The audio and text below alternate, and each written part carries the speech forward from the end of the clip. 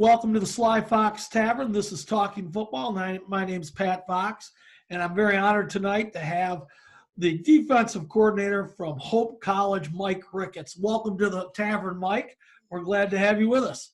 Well, thank you. It's a pleasure to be with you. Well, listen, how you holding up in the lockdown? Doing well. Doing well. Do you get out to the beach at all during this time, or are you just doing your I went thing? out this morning to do a video this morning. On the beach. Nice. On the beach. Yes. I like that. And it was beautiful out there this morning. You know, I know quite a bit about Hope College because I had family that was over in that area, and my aunt lived in Saugatuck for 50, 60 years. So we were always over in the Holland area. Tell us a little bit about Hope College for people who don't know a whole lot about it. Well, we're very fortunate that we're a school just a little over 3,000 students and offer 90 plus academic areas and 11-to-1 student faculty ratio. So those and a 96% placement into a job or grad school within 6 months of graduation. 10 minutes from the state park there at Lake Michigan, and then also 2 blocks to the lively downtown. Holland's a great city. You know, it really is. Mike, tell me about recruiting in Division III. You know, I've heard a lot of people, in Division III talk about how sometimes they have to recruit players and sometimes they have to work in like bringing kids to campus. Tell us about Hope College and their approach. Yep. Our approach is that, hey, we're looking for guys that can play on Saturdays. And we're fortunate school-wise, we can attract students. We were able to, as a school as a whole, able to make the freshman class even during this challenging time. So we have over 800 deposits for this year's class, and that's right on target for what we wanted. So we're able to just kind of be a little bit more selective from a player standpoint and just to the best of our ability to fit the needs. We're going to try to keep right around that 110-ish number and with the equal distribution among all positions. And that's always the challenging part. Now, let me ask you about this. Is Hope College the biggest of the MIAA schools? That plays football, yes. Okay, absolutely. Yes. I was going through your bio a little bit. Did you start being a defensive coordinator like at age 12? Nope. Tell me a little bit about where that young. But right out of grad school. So 1 year out of college. Yeah. Now, where did you start at? Started at Frostburg State out in Maryland, and that was with the head coach out there was my defensive coordinator the first 3 years at Augustana, and then he left and took the head job out there, and then I finished up my senior year and then went to grad school down at Eastern Illinois, and then he had an opening, and I went out and joined him. Nice. Now, how did you end up at Hope? Was that with Dean? Yes, that was Dean, and it was a situation that when I was in college, our let's see here, that had been my junior year. We came up and played Hope in the playoffs, first round, and that is a game that I'll never forget. The setting, it was a great setting. It was an interesting situation. They got 6-7 inches of snow the day that or the night before we came up, and I can remember walking out a snow path just to warm up on Friday, and then we played on Saturday. It cleared off and it was good, but it was just a neat setting overall. And then Dean, he grew up 30 miles away from me, and then I went to high school with some of his relatives. Yeah. Dean snuck me into the Chicago Bears clinic back in the day when they used to have that. We had a good time down there. All right, Coach, you're a 30 front guy, and you have some nice concepts you're going to share with us today. Let's get into some of those. Okay. Let's see. Try to get a screen up here that will be beneficial and easy to understand. And Here we go. Okay. Start off, and I just always start off with a 2-back set with everything, and then just branch out from there. We don't see a lot of 2-back. It's been a kind of a cycle back through at this point, but we will have boundary personnel and we'll have field personnel. And so most of the time it's on a hash, and what we consider a hash is on a hash or within 2 yards of the hash. That's going to be a hash call to us. So we'll just, as we look at it here, this is our drop. Our drop and our rush are very similar type of guys, can be interchangeable. The rush is going to be more of a field type of guy, more of a space guy, where the drop is going to be more of a boundary type personnel. And then our tackle and our end, again, very similar type. The tackle would be more of our mobile of the two. And because he's going to be to the field, I mean, if we get sprint out and just space that way, he's going to be more of the athletic, where the end's going to be a little bit tougher, a little bit thicker that way, and not as thick as the nose that's going to line up, head up. And then the 2 backers, Mike and Will, okay, similar type of thing. I mean, of the guys, the Will is going to be the one that's going to operate better in space, maybe a little bit quicker, faster reacting, whatever, just plays faster and is more of a space guy than what the Mike is when the ball's on the hash. And then we have our nickel and our free, okay? And again, those guys can be interchangeable. Again, you're dealing with some space. The nickel is going to have to feel more comfortable operating in space and better open field tackler because of the space situation. But those guys still need to be great leaders back there, just as the Mike and Will, as far as take charge guys. And then we've got the boundary corner and the field corner. So it comes down to it. You have the Will, the tackle, the rush, the nickel, and the field corner. Those guys will always travel together. So that if we make a call in this situation, we're going to make a right call. Those guys always know they're going to go to the right, and that leaves the other guys will go to the left on that. So, and then that, and again, doesn't matter because of the formation. Okay, we had two by one into the boundary. Okay, if we go 2 by 1 into the field, doesn't change anything from setting the personnel. Now, when the ball's in the middle of the field, now we'll go with the passing strength. Okay, to us, when we call strength, it's to the passing strength, so the greater number of receivers. So on a 2 by 1 set, now you have a left call in this situation. So on a left call, that's going to tell the tackle, the rush, the Will, the nickel, and the field corner to go to the left, and the others are going to go to the right. So that's how we do alignment wise. And then just real quickly, okay, now we get in a 2 by 2 situation. Again, it's no big deal. This is going to be a right call because we're on the hash. Okay, be a left call on the hash. Okay, now we're in the middle of the field.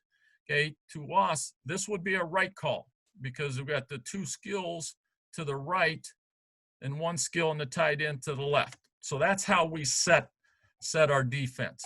And then, of course, you get into the 3 by 1s. But before that, you can also, in this type of situation now, okay, you got the back that's offset. So in this situation, we would go ahead and make a left call in this situation. The passing strength is to the left because there's times where this back, he will line up all the way out there and they get him out into the route. So now it can be like a 3 by 2 situation.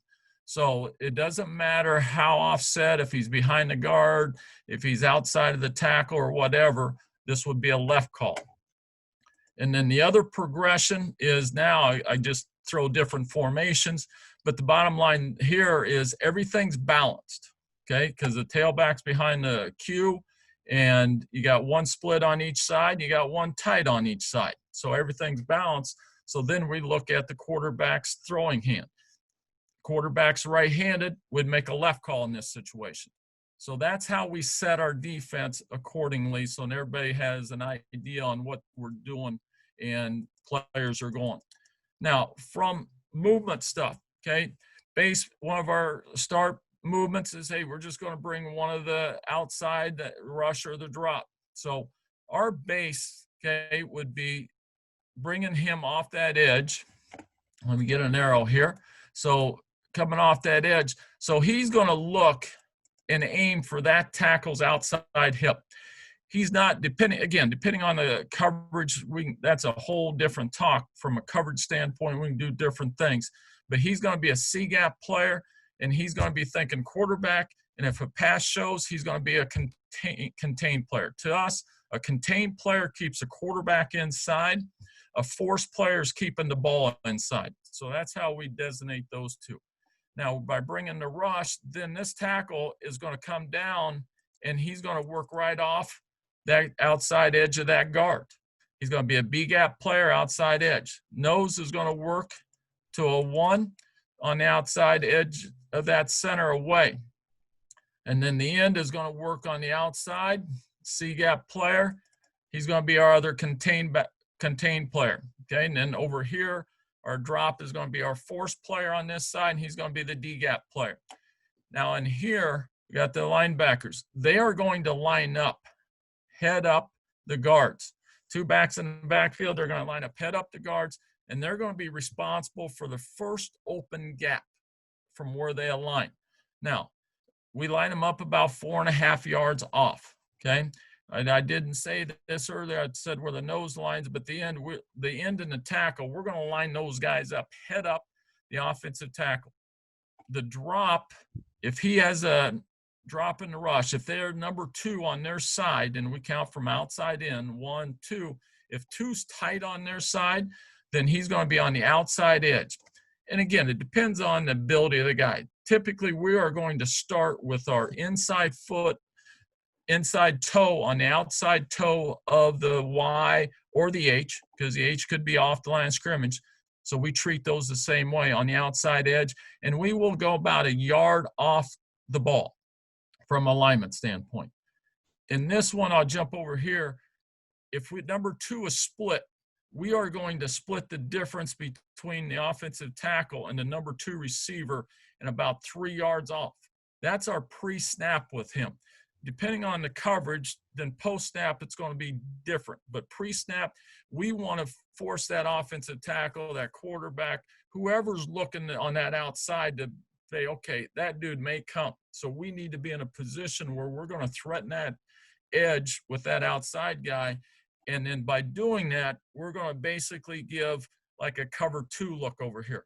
This corner, again, depending, and we adjust depending on what the corner feels comfortable with doing. Hey, some years we've lined this corner up to be on the outside and really made it look like a cover 2. And then there's times where we've had him off and said, okay, what are they going to do? And it just comes down to whatever the corner feels most comfortable with alignment-wise to be able to do either of their responsibilities. Because basically it comes down with the corners. They have about 2 different alignments post-snap that they're going to be in. So the one that we are in right now is kind of in between of both. So then that way they can slide in or slide out, walk down 1 step, or slide back 1 step. So it's just kind of in between. And then the nickel's going to be on the outside edge. Since number 2 split on this side, he's going to be on the outside edge. So we give that cover 2. And then again, post-snap, depending on what coverage we're going to be in, they'll rotate accordingly. But to go back, here's the thing. One of the things that we talk about, so with 2-back situation, there's a good chance that there's going to be a gap that's going to split. Let's just say this gap right here ends up being split. So with that being split with that H, and they get a lead play in here, with him, with the Will lining up, head up that guard there, then this first open gap is A2, because we'll go A gap, center to guard is A gap, B gap is guard to tackle, C gap is tackle to Y or H, depending on where he's at, and then D gap outside. So if there's somebody that splits, it could be a back or it could be a lineman. Doesn't matter. If this gap gets split, it becomes A1 and 2. A1's always going to be closest to the ball. 2 is going to be away from the ball. So in this situation, the Will would be A2. In this, formation here, and then this backer would cross over and he would be the A1 from a gap standpoint. Now, you would have over here, we'd have the B gap or the C gap secured with the end. We'd have the force out here. So then this guy would be keying, again, depending on the coverage, okay? He would be keying that because we play a lot of robber coverage. So he would key that, which means that way, if anything would come this way, he would be a late fill into that B gap right there. Take that off. So that's how we play. So it doesn't matter if it's A gap or C gap, B gap, whatever the case may be. So that's how we do it. Now, in this situation, if we would get this guy over here, okay, and he would split this gap, the B gap, and it becomes B1 and 2. So now, since I'm lined up here, the first open gap would be A1. So I'd be an A1 player. And in that situation, we really try to preach being really thick on that guy and doing a great job of making that hole be small to the A or B2 to be small in that. And then also the end's got to do a great job of squeezing that down because, again, he's keying there and he can be the late cleanup guy right there. The other thing that happens now, since I'm lined up here, the first open gap is that A gap because I've got full flow away from me. So that's my gap right there. And everybody's gapped out that way. So that's how we do responsibilities from a gap standpoint at the linebackers. They just take the first open gap from where they align because we'll talk about full flow, both backs there, full flow. We'll get into a situation where we'll call split flow, okay? And split flow can happen two different ways because split flow can happen with the H, undo that. He can come over here on the movement, over there. So you get split flow. So you get full flow tight, full flow wide. Full flow tight's going to be inside of the wide, tight end. H, full flow wide's going to be outside of the tight end. So that's the action there. Now, some of the things that we will do up front, okay, that just I like for various reasons. And again, what's various reasons? Well, various reasons are going to be our ability up front and also our opponent's abilities up front and also blocking schemes. So those are three different things that we take into account when we do some movements. Now, I had a year ago, I had a high school guy come in and we talked about it and said, okay, what if you've got a small nose? And I said, no problem. What I like to do is now there's times where we'll take this guy and we'll kick him all the way out. If we're bringing this guy, we'll get that look. And then what we'll do with this guy is we'll bring him down there. So that's an answer for a smaller nose that you like to move. So then that way the guard's just not teeing off on him and coming down hard and getting that double team with that center on the nose all the time. So we just cross face that guard. Now, what happens, okay, in this? Well, if you get that guard that's making a hard charge, let's say that guard and that tackle wants to double team out that way.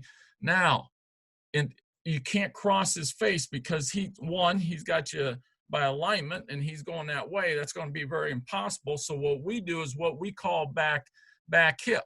Okay. So if he's going to work out this way, then what we're going to do is we're going to work off his back hip and we're going to work to the B gap from his inside out and use his body to close the B gap off, use his momentum against him, push him out, come off his butt on the back side and secure the A gap that way.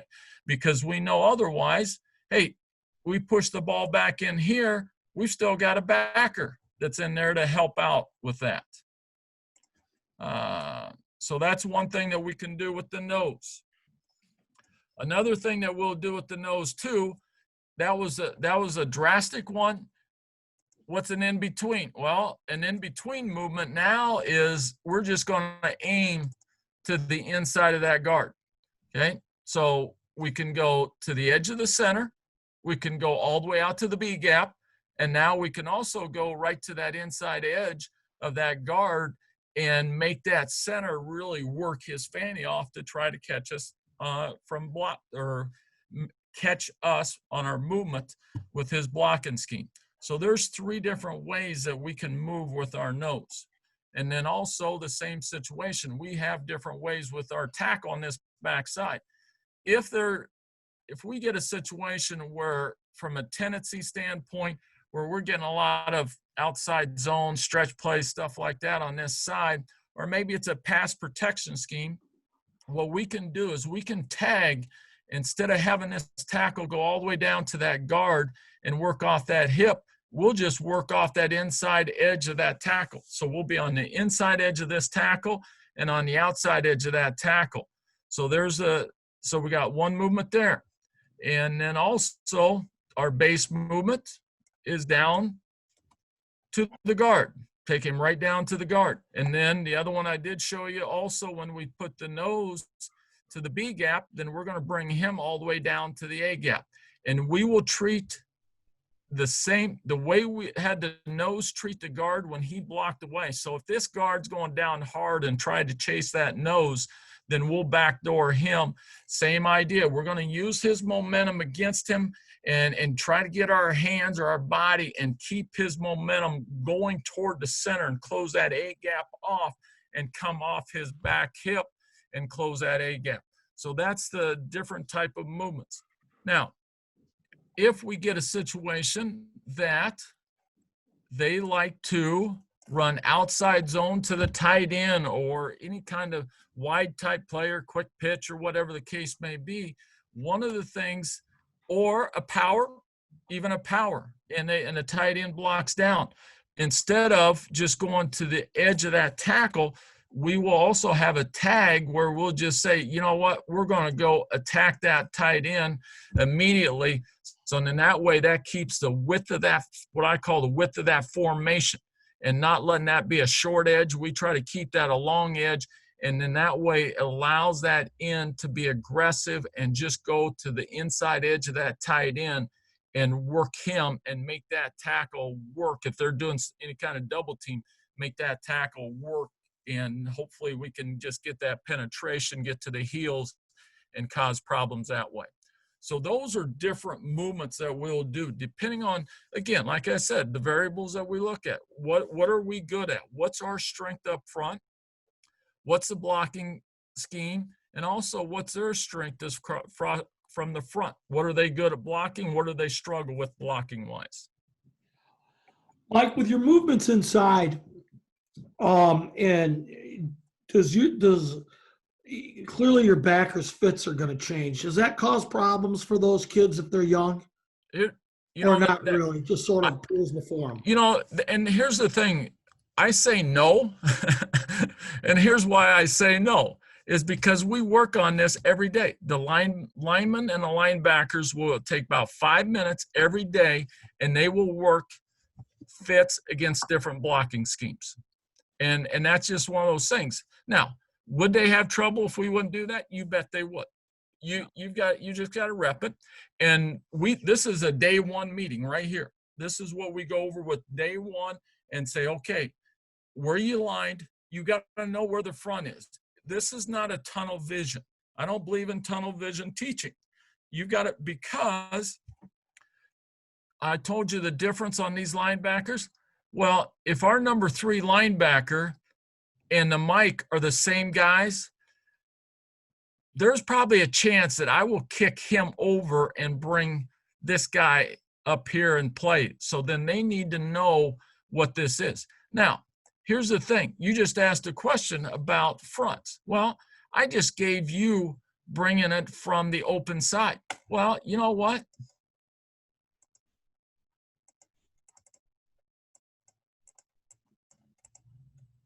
I screwed that up. I gotcha.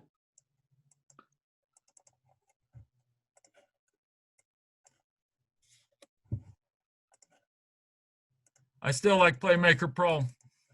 I do too. Okay. I use it all the time. So now, what's the difference? Both backers has got to know the fronts, and we do the same thing both ways, and that's the beauty. We get in the middle of the field, okay? And I should have mentioned this earlier. You know what? I don't care if they miscall our set in the defense, because we're going to have to be able to play both ways anyway. And our front guys got to be able to work inside and move outside. Our backers, they got to be able to handle an A gap, a B gap that's open. So from that standpoint, it's one of those, hey, there's going to be an A gap open on your side, or there's going to be a B gap open on your side. What is the call? That tells you which gap's going to be open on your side. All right. Now, Coach, what I want you to do is let's hand over the screen again, or get off that so we can see each other. Okay. We're going to have some random conversation here. Going into a game plan, okay? Yes. If I gave you 3 points, and I like they'd say, like if someone asked me 3 points on creating a defensive game plan, I would say best schemes, series starters, critical downs. What do you look at immediately when you break down film? What I do is I go through and I break down everything, and I want to know formations. I want to know all the different formations that I'm going to see. Now, with those different formations, I want to know, what is the personnel grouping? Are they keeping the same personnel and giving me different formations out of personnel, or are they subbing to give me those different formations? That to me, that's the most critical thing to me. Second thing is going to be the run schemes. What kind of run schemes are we dealing with? Okay. And then the third thing for me is going to be pass schemes. Okay. What coverages? Because we have multiple coverages that we practice and we play, but I want to know which ones are going to give us the best opportunity. So to me, it comes down to those three things. Okay, so Coach, if I were to go, like, say, talk to Dusty over at Albion and say, what coverage does Mike play the most? What would he say? Depends on the year. Depends on which kids we have. Okay. And it also depends on what we're seeing the most of, because it's changed from year to year. I'm going to say that. But I would say if you want to do years, let's say the last 4 or 5 years, I would say a mixture of robber coverage. Okay. All right. Now we're going to go into lightning round, baby. Okay. I'm going to give you some thoughts, and you're going to zip some answers back at me. You get like 10 seconds for each. 10 seconds. Right? Okay. Well, I got to get my stopwatch ready. Are you ready, baby? Here we go. Yes. RPOs. You gotta deny the short routes and give them different looks by taking away the gaps up front. Okay. Tempo. You got to simplify it, and then communication. Power read. Power read is one that you just gotta gap sound it. Okay. My favorite of all to defend, 12 personnel. 12 personnel is challenging. Because you get so many different formations, and how you do it, and the biggest thing is, what do they want to do out of it? That's my question. Okay. Thoughts in the red zone? It's one of those things where, there's a lot of people that say all pressure, and there's some people that say no pressure. And to me, you just got to give a mixture. You got to figure out, what do you do best? Mesh routes. Yeah. Friggin', it's an offensive game. That's why you get them. It's an offensive game. Thank you very much. It's, with mesh routes, it's just one of those things where, you just got to let it sort out and pressure the quarterback. Okay. Academy style option football. That's a good one. We don't see that much. What a Let me say, we haven't seen that at all. They can still cut you guys. Yeah, that's one of those things that, it's, with that's a mentality. You've got to be somewhat patient, but you also just got to be responsibility sound. And that's why I talked about contain would be a quarterback player, force player would be the pitchback player. So that's got to be communicated and give different looks. Outside of Hope College, best fight song in college? No clue, because outside of us, I don't listen. All right, I'm going to put you down for Rocky Top then. Okay, here we go. Best place to eat when you're recruiting? Best place to eat. There's a lot of different places. I guess the first one, Dickey's Barbecue. All right. Albion College. Albion College, rival. There it is. We had Dusty on a couple weeks ago. Okay. What did he say? I don't know. Dusty just sort of came in and hung out. Oh. He talked a little more about Division III football than anything else. Let me see here. All right. In our last topic are things that piss you off in football. Let me give you some examples. Okay. I can't stand the go raid your neighbor's kids to build your program guy. And it just drives me nuts because that's not building a program in my eyes. Nowadays, I guess it is. And I get all the other one I can't stand is when kids confuse recruiting for postseason awards. Okay. Officials with sideline interference. What pisses you off in football, Coach? Offensive linemen downfield on RPOs. You're the second coach who said that. And, I think you might be right. That's a great one. Listen, Coach, we've taken enough of your time tonight. We appreciate you being on with us. You did a great job. We'll have this posted sometime tonight before midnight. I'll shoot you a link. Hey, that would be great. Hey, thanks a lot. Be safe out there. All right, man. Thanks for coming to the Sly Fox Tavern. Talk to you soon.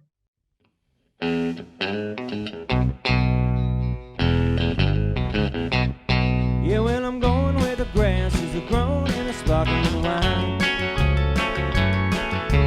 flows from a hose by the river at supper time. The weather gets a little bit better as the day goes by. The girls fight for the right and the pleasure of midnight. Hey, I'm from nowhere.